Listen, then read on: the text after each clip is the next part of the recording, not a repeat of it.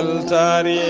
ɓiɓɓe fulɓe andu diine maɗa fedde heblo sukaɓe afrique weltare tv takkusan yoni to liksey ba gorgol to bele ndendi to ganki to tulde baali to wuuro djibi alpha to seyyena wuuro mawlo to seyyena gabaɓi to wajjo bosoyaɓe to sinthiane gourdiuma ko on takkusan juula ha e nder galle ceerno amatijane alpha ba to moddanna kay heyɗi ha to galle makko sama sa to killinkare ko taari ɗum kala ene jeeya e gardidi kabaruji men to leydi Mauritanie temedere e sappo tonnes ko fate awdele ko ɗum woni ko laamu leydi Mauritanie fecciri wonande remoɓe tawateɓe e nder région de Brakna to leydi Sénégal Benna Bokk Yakar ko diɗɗal landaji lunda yaduɓe hoorejo leydi ndi ɓe keeɓi ko wiyete majorité absolue to suudu sarɗiyeji leydi ndi ɗum noon ko caggal kay debbiteɗo Papa Diop tawto yiɓe ɓe keeɓi capanɗe jeetati e tati sarɗiyanke to leydi Mali colonel Azimi Koïta o yamiri dey national ngo balle tati ɗum noon ko caggal kay jangu bannogudo tessita ha capanɗe nayyi e tati minute capannayyi e ɗiɗo militaire mbasino hen pittali men to leydi Burkina Faso Roch Marc Christian Kabouré ko gonnoɗo hoorejo leydi ndi mo militaire uji nder guiti laamu mum guila nogas nayyi lewru janvier omo tawe oɗo saaha joni e jillu makko to Abidjan o fayi koto émirat arabe uni gam yidde holko siyade ɓandu makko to leydi Soudan ko toɓɓoji kewɗi ndiyam caami toon saabima yo layru noon fodde ha kene qime ha ujunnaji ɗiɗi e temedde jeetati galle yani hen yaadi e wurago to leydi Guinée Ibrahima Fofana ko gonnoɗo premier ministre e laamu Alpha Condé justice mo leydi ndi joofimo feɗendu lawol ɗiɗiɓol e ngol lawol noon o tuuma tigui komo détourne kene qime milliard uji kene qime million ngaji nayyi e feccere taw ko haalisa euro bisimilla mon e ketki hotondirte joni piren pacciren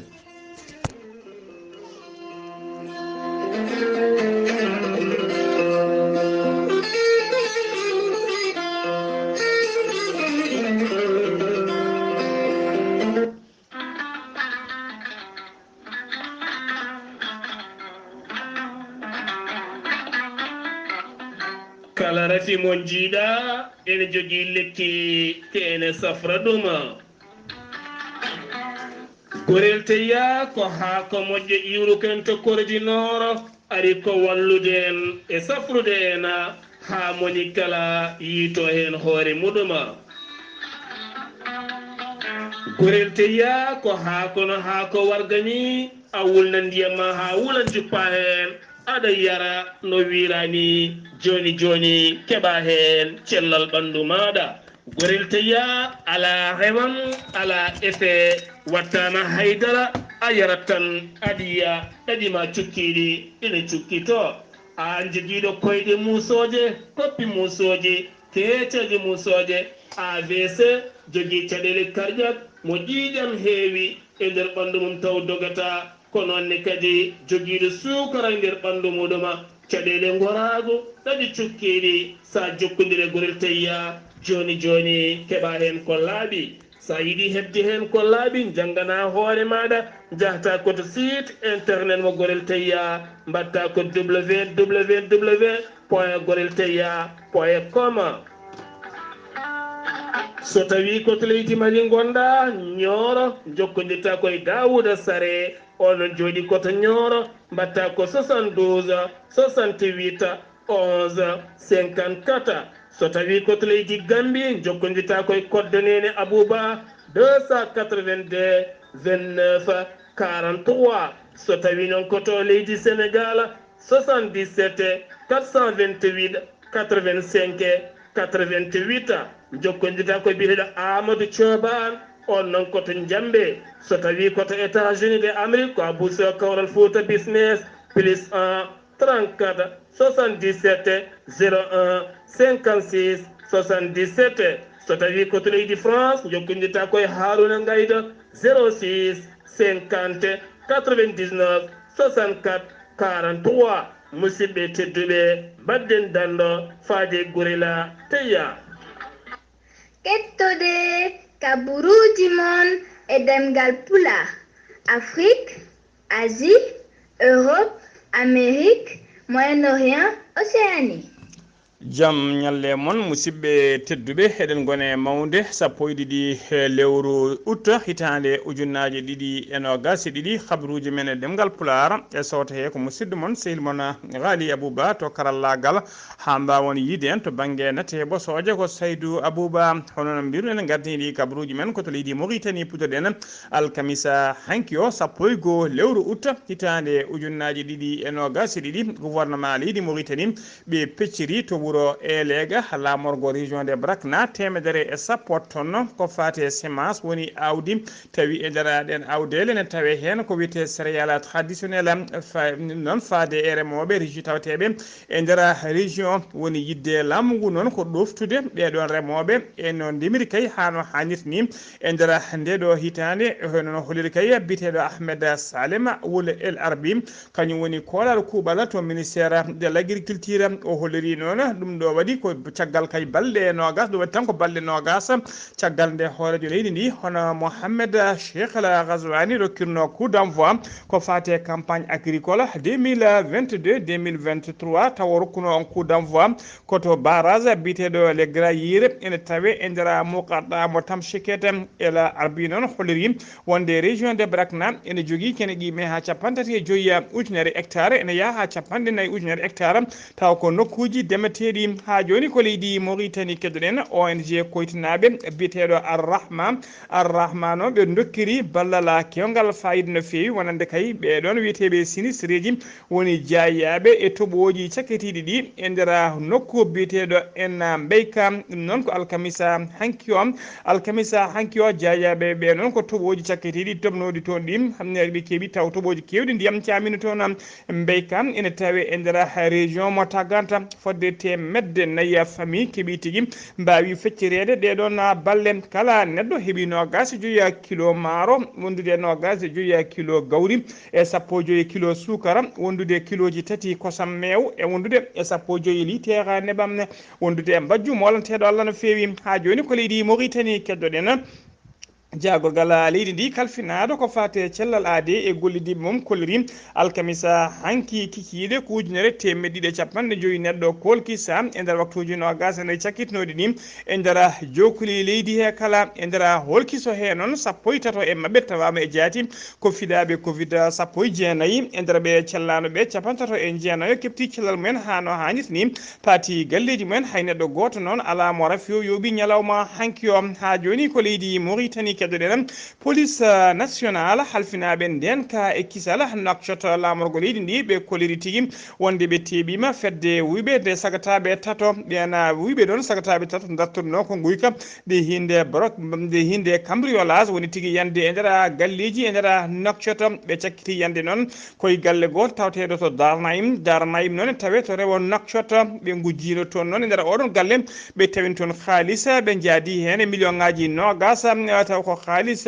guya e limore hinde nde e nder ɗina haalis noon police o holliri tigui caggal nde teeɓiɓe wawi tigui horkidde ha hefte mabɓe sappo e jeegom million e oɗo saaha joni ko million ngaji nayyi kedde e juuɗe mabɓe police o noon holliri nana darino doole mum ponno beele kayne mbawa yittude ɗiɗon million ngaji nayyi beele kadi ne anda holtoɓe nanni ɗiɗon haalisaji ha joni kabaruji men ɗemgal pulaar se ɗum mima to leydi Mauritanie koto leydi Sénégal paɗen Papa Diop ko mawɗo diddala daji bitegal bogga guis liggey ñalawma hande o noon ko kanko tigui woni ƴakkirteɗo goro kanko yardate café Touba e nder leydi Sénégal kala caggal kay nde o rokkirno tigui caggal kay nde o holiri wonde o tawtoyi groupe parlementaire mo Benno Bokk Yakar ɗum ko alkamisa hanki o hollir ɗum e nder conférence de presse mo waɗi siftinde on noon ko addi komo waɗa on conférence komo tawtoya kay Benno Bokk Yakar tawa leydi Sénégal alano ko wiyete majorité absolue wonano to banggue landaji laamu to wonano to banggue lundiyankoɓe kanko noon o holiri tigui wonde leydi Sénégal jogui koko wiyete régime présidentiel ko systéme politique mabɓe kanko Papa Diop noon o holiri tigui wonde assemblée nationale o wonde contrôle opposition ɗum ne wawi sabade ko wiyete crise institutionnelle o holliri noon ko ɗum addanimo kay tawtoyde e oɗo saaha joni groupe parlementaire Benno Bokk Yakar beele kay Benno Bokk Yakar ene jogo ko wiyete majorité absolue caggal caggal nde o tawtiɓe noon ɗum laatima saabu kayim eɗo saaha joni landa hoore leydi ka ɓe keeɓi 93 député opposition noon kañumen kala so ndendini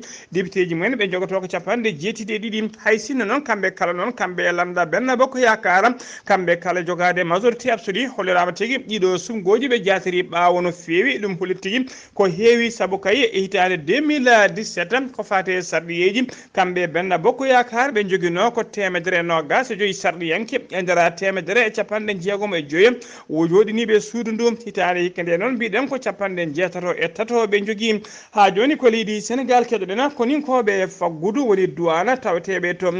taw ko agent ji brigade commercial mo douane kera ayiba tawe falde Kaolack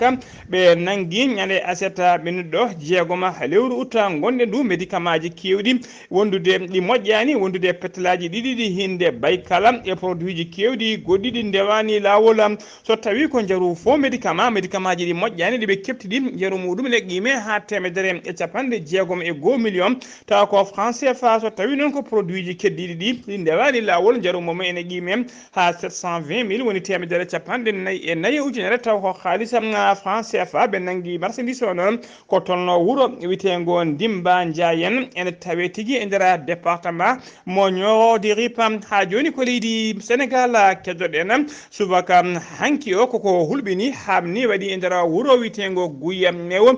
Mew noon tawe e nder commune mo Dande ko sagata gorko goto jaro duuɓi nogas e tati kañuma ƴetti jaasi o salki hoore bam makko jibinɗomo e duhol mum ko baba makko ɗum noon ko ɗon e ɗo noon babiraɗo hawri ela diala kanko barɗo jinnaɗo makko o noon omo wiye Bacci Ka omo yara duuɓi nogas e nayyi omo jara duuɓi nogas e tati omo tawi juuɗe gendarmerie mo Kébémer anda ko noon holko saabi o yooɓi fittanu jinnaɗo o e oɗo saaha joni losmoji jaaƴi nana udditi hen eɗe molol ha joni kabaruji men e ɗemgal pulaar to leydi Sénégal ha joni Mamadou Lamine Dramé ko suka Sénégal najo tokoso jaro duuɓi 16 ko kurka tokoso gurnoɗo to leydi Allemagne ko kañum tigui yo fittanu mum itta e nder leydi Allemagne taw ko police leydi Allemagne yooɓi fittanu makko ɓe pellimo noon ko kure 5 ɓe woni ko ɓe pellimo yimɓe heɓe noon koliri kanko suka braɗo hono Mamadou Lamine Dramé o wona kewɗo wona tigui karɗo cellal omo yawa he seeɗa to banggue hakkille losgoji jaaƴi noon udditama hen dendagal noon ɓen taw ko diaspora Sénégal naaɓe e dendagal guure leyɗele goɗɗe tawteɓe nder leydi Allemagne kala kollirino aljuma hande o ko waɗoɓe seppu mumen e nder leydi Allemagne hollide mettu mumen e namdade nde enquête jaaƴi udditte haaɓe ganda tigui holko saabi ngoɗo wargo ha joni ko leydi Sénégal keddoɗen ko fati foire taw ko 13e édition woni tigui bato laabi 30 ɓiwola baɗo foire international mo Dakar woni koɓe mbiyata FIDAG hitande hikka nde noon hollirama foire o udditta ko ñande 15 lewru décembre ha ñande 31 lewru décembre e wiide directeur général CCS hono Saliuna Keita ko ñalawma alkamisa hanki o ɓayini kabaru o e nder conférence makko de presse ha joni ko leydi Sénégal keddoɗen jeen ha to Ziguinchor jabɓuɗen musidɗo men sehil men Amadou Isaga Kebe assalamu aleykum wa rahmatullah. aleykum salam wa rahmatullahi taala wa barakatuhu. Ghalii Abuu Bah salmitama e dennagal hettotoɓe Weltare TV kabaruji garannin ɗo e nder Ziguinchor quartier biyeteɗo quartier Kobada toɓo hewgo ina jippi ɗo e nder Ziguinchor ina bonni toon taliji ɗi ina bonni toon laabi ɗi ha boni ɗum noon kuura o ina funngini boowal kuura o noon waɗi mas babbatugal maayi heen joni eɓe kuuli eɓe noddi dennangal laamu ngu e solleke en yo mbaw darnade ko ɓuuri yawde yaccaji potuji leɗɗe mbaɗano ɗin fof ɓe gullitima kadi ina wayno sonaleke noon fuɗɗima jabade mabɓe adaniɓe holɗum potoji béton ɗin joni gone haɓɓede so en ummima ɗon eɗen gandi min kanisiji Ziguinchor kamɓene dey ɓe mbi eɓe belti golle mabɓe ene jaari normal nde wonno toɓone toɓa ɗo fodde yontere autoji nana keewi garde e palace uji mabɓe e garage uji mabɓe autoji e motoji ɗum noon ina paani ndiyam tam e machine wawa yaadude nde wonno sa jooɗima yontere a wi a wawa yaltude a nawata moto ma walla a nawata auto ma ina wayno haajuji ma kewɗi kumoto ɗum noon woni pinɗo foof ma yaha ha garage so tawi en ummima ɗon aslem nema ɗo e nder Ziguinchor lawol aéroport waɗɗani aéroport Ziguinchor wonde fewnende kamɓe di en kaalino ñanden magasin goto wujjanoma duppa hecci hanki wuyɓe ɓe jani ɗo no jompiti ɓe piimo paakaji tati ina wayno ɓe nawi temedere ujunere ɓe nawi ko ɓuuri hewde e marchandise o kamɓe noon aslem nemanaɓe gullitima ɓe mbi laamu ngu yo waw daranade ɓe addaɓe sécurité so ronki ɗum kamɓe de gurdam mabɓe eɓe gandi ɗo fewi ɗo mayde mabɓe ɓuuri ɓallade ɗum noon so futuro juulama ha salatu noddine ɓe mbala tan ko darade goto foof ina garda hoore mum ne garda ɓesgu muɗum leegal biyetengal cité pol toonne kadi bonnande nde waɗi toon toɓo ngone jippi toon ina wayno kuura ubbanoɗo e leydi o ina yalti ɗum noon ɓe noddi laamu ngu ko ɓuuri yawde e yaccade yo waw daranade ɓe lawol Kafountine tawama gorko goto babiraɗo omo yaara fodde duuɓi 35 omo habbi hoore makko e ɓoggol omo waɗi yarga kayit noon ɓe tawi ɗon omo winde kayit ɗo less ɗon ina wayno gendarmerie ene pompier en ittimo ɗon gendarmerie noon jaggi udditi enquête holko addi ɗeɗo gueɗe ha omo wawa wartade ɗum noon Weltare TV musidɗo moon Ahmed Issa Keɓe gorko mboto kabaruji ɗo fo ɗo radio Zig FM jokkodirde Ghalii Abou Bah sukaɓe Afrique yo Allah kel walde jaam. Allahumma amina seydi Keɓe sen ummima to Ziguinchor paɗen koto leydi Mali communauté Touareg witeɓe Idag Saga ɓe ɓañini communiqué ñande alarba ɓennuɗo o hollirde kay wonde ñande jeeɗiɗi e ñande jeetati lewru août gonɗen ndu to rewo Menaka sabbitiɓe jeeyaɓe e catala witeɓe Daesh woni état islamique mbari toon fodde 12 jambour woni civil en tawi kadi koye ŋañŋañalde Daesh noon yaadi kadi e jawdi mabɓe daridi wujji kadi ngaluji mabɓe kala siftinde on noon kadi ñande nogas jeenaya lewru juillet manudu ko 12 civil mbarno ɓenne mbarno ko nder fande wuro witengo tifo latta ene tawe nder région de Menaka e tawe to rewo leydi Mali ha joni ko leydi Mali kedduɗen colonel Azimi Koita kañum woni hoorejo transition leydi Mali o yamiri ko wiyete deya national woni sunare national balɗe tati e nder jokuli leydi he kala ɗum noon ko gam yidde feccude sunare e dendagal famiyaji 42 militaire waranoɓe to tessit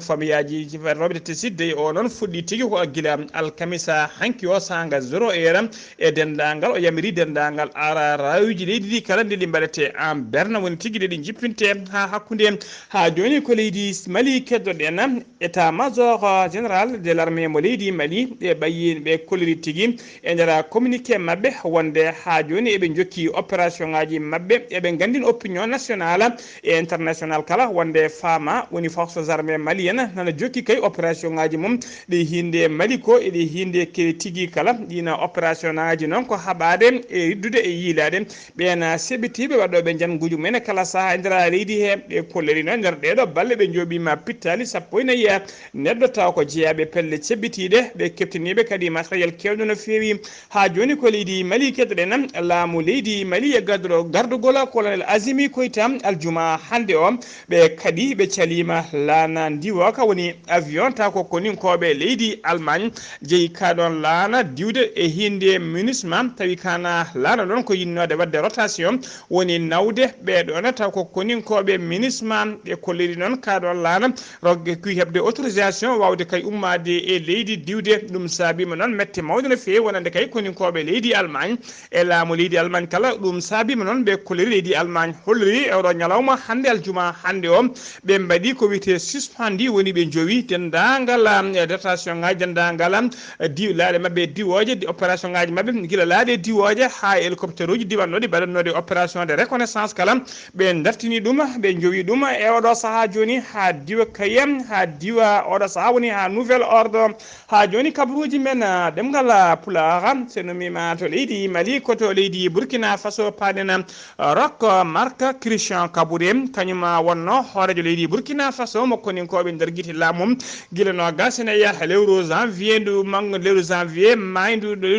hitande 2022 woni darde hitande nde gonɗen nde kanko Rock Mark Christian Kabouré noon o heeɓi fartaŋe wawde kay yaltude leydi ndi o yaaɓini Abidjan o rewi to wuro Abidjan laamuɗo ko leydi Côte d'Ivoire o yaaɓani tigui o fayi koto émirat arabe unis ni nawatama toon noon ko holkisiyade ɓandu makko woni tigui visite médical yimɓe ɓattiɓe mo noon kolliri wona kay wonde omo rafa walla kay omo lili ala wona évacuation ala ko yidde kanko nawi hoore makko tan gam yidde holkisiyade wadde tigui o wiyete contrôle médical woni visite médical ɗum noon ko caggal kay nde laamu makko derguitono kadi o udda ko juuti e nder galle e mbadi résidence surveillé hollirama noon to Abidjan o wawi joddade en wawi joddade e sehil makko biteɗo Alassane Dramani Ouattara kañum woni hoorejo leydi Côte d'Ivoire so ummima toon noon ma o yaɓan to émirat arabe uni ha joni kabaruji men e ɗemgal pulaar to leydi Guinée justice mo leydi Guinée ɓe joofima feɗenu lawol ɗiɓel biteɗo Ibrahima Kassouré